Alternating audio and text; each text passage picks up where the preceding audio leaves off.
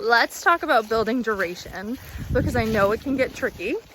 Whether you're working with your horse on the ground or under saddle, asking them to stay in a behavior can feel like a lot. And often when like transitioning to R+, if you have a history with like negative reinforcement, or your horse does, often means restarting. And we'll see things like the horse maybe not standing at the mounting block, not staying, being a bit muggy, and not being able to hold the trot, not being able to pick up the trot, not being able to walk a whole lap.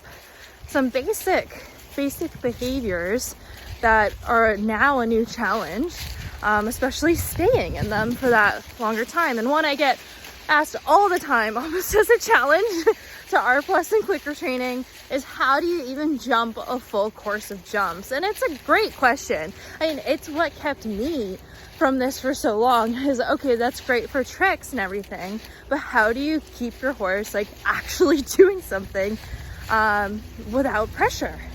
So we're gonna just cover the very little basics. Now there's so much that's individual.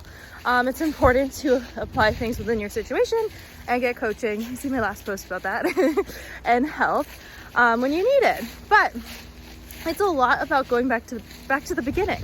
And again, that's very discouraging at first, but trust me, it's so worth it. Laying that foundation, reinforcing maybe every 2 seconds at first. All right, let's park at the mounting block, for example. So say I'm working with Farrell, be like, Farrell, park. He goes to stand near the mounting block, I'm reinforcing him being there. Then he's standing there, I'm gonna reinforce for every 2 seconds, then 4, then 6, building up until he can stand there for a few minutes.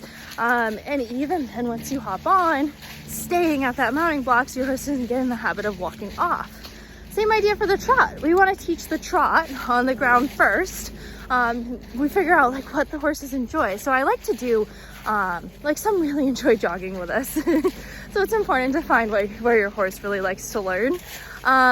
But I really like to use cone targets. You can use any stationary target. Maybe it's a buoy on a jump standard or a bucket. You can get creative, maybe a barrel. And I'll set up a few cones and teach the horses to touch the cone. I'll teach them to go touch it where I send them to it from far away. And eventually I can have them trot back and forth between the cones.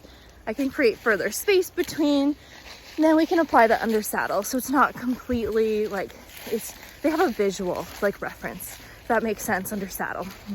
But going back to duration a little more, spreading those out can create a longer span of walk or trot, or canter, and you get there.